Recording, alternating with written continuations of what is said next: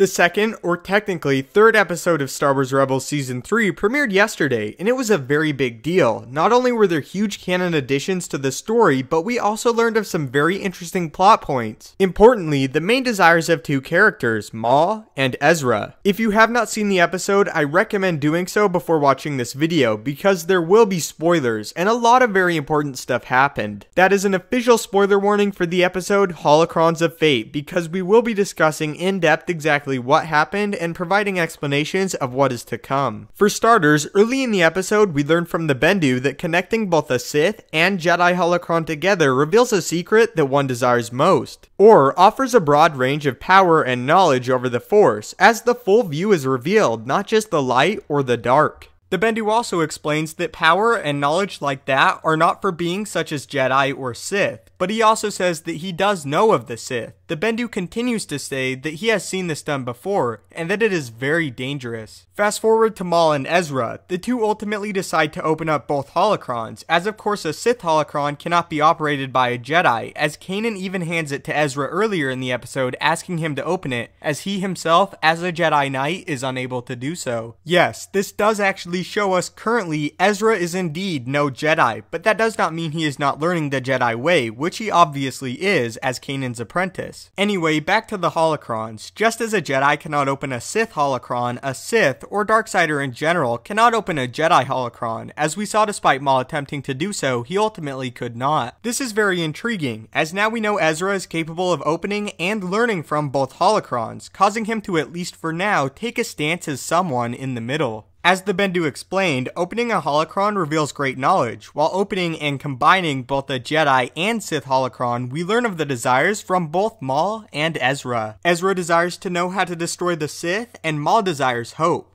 As they both open the holocrons, Kanan enters the room, his blindness temporarily healed. This is due to the power at play, and Kanan possessing a view not of the physical world. Kanan urges Ezra to look away, fearful of the Bendu's warning about secrets, but Ezra persists, saying he sees twin suns. During this, Maul triumphantly hisses, "I see him." After the vision of the holocrons ends, Maul quickly escapes, saying multiple times, "He lives." Ezra then explains that he saw many things and worlds, some he knew and some he did not. So what exactly did our characters see? Well, anyone with a deep knowledge of Star Wars can tell you, Ezra's twin suns comment is a dead giveaway. He saw the planet of Tatooine, where the boy Luke Skywalker would be currently residing. By seeing this, Ezra actually did learn of the key to destroy the Sith, the son of Anakin Skywalker. As we know, Luke eventually does become the catalyst of destroying the Sith, as on the second Death Star, Darth Vader redeems himself out of love for his son Luke, killing the Emperor and himself in the process. What Ezra may have seen was glimpses of Luke's life, maybe the snowy world of Hoth and the swampy world of Dagobah, which could have been something he recognized. As for Maul, what he saw is less clear. Some have suggested he learned of Vader's identity of Anakin, or that his brother Savage may be alive, but the answer reveals itself if we look at Maul's life. What Maul saw was Obi-Wan. The main giveaway is when he says, "He lives." Maul was looking for Obi-Wan, as he was unsure if he actually survived the rise of the Empire, and more specifically, Order 66. What we see from Maul after he flees the space station is very important. He appears to be laughing, overcome with joy, but this laughter is strikingly replaced by grunts and a face curled with anger. What Maul is experiencing is joy that he now knows more of Obi-Wan's fate after Order 66, but hatred because of how he feels for him overall. Initially following his return, Maul had two goals. His first was to establish himself as a Sith. Now in Rebels, we can see that this has changed to destroying the Sith.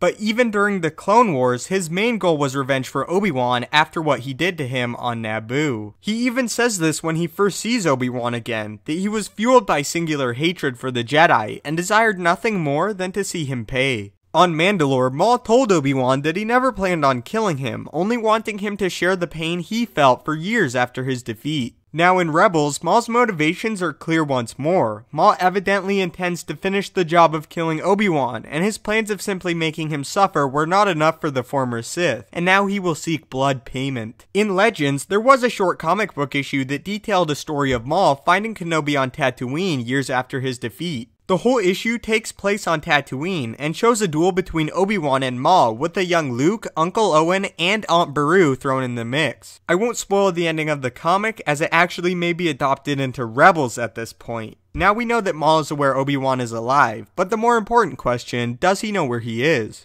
Based off of other footage we have seen from Maul in Season 3, he is not on Tatooine, and to our current knowledge, Obi-Wan did not leave the planet after his exile. What this ultimately means is a possible confrontation between Obi-Wan and Maul could very well happen again, as it is Maul's greatest desire, but the important question is when. Maul currently has a lot of enemies, the Jedi Knight Kanan Jarrus and his student, the least of which. After his return, I assume if he continues to wreak havoc, the Emperor will order his former apprentice dealt with by his current. A confrontation between Vader and Maul has also been rumored for Rebels, but at this point it is unclear. The diminished number of the Inquisitors in the ranks of the Empire could actually account for this, as we learned an Inquisitor was in fact pursuing Maul on Malachor, with the other Inquisitors greatly diminished in large part due to Maul himself, and even rumored to be gone entirely. It may be time for Vader himself to step in. A lot of really great stuff to look forward to this season, as we have thus far really only had a little glimpse of Thrawn, and Maul has other plans up his sleeve concerning Dathomir and Night Sister magic. Overall, a very solid episode, and I would love to hear what you thought of it. As a big question, which confrontation would you rather see? A Maul rematch with Obi-Wan on Tatooine, or Vader hunting down Maul on command of the Emperor? Anyway, thank you so much for watching. If you haven't yet, maybe consider subscribing to ensure you stay up to date with everything Star Wars related. If you enjoyed, I would really appreciate it if you would leave a like, as it helps the channel out a great deal. If you have any topics or questions you want answered, do not hesitate to tweet them at me at StupendousWave on Twitter, or leave a comment and I will try my best to answer or make a full video dedicated to your topic. Thanks again for watching. Can't wait to hear your thoughts. May the Force be with you, and have a great day.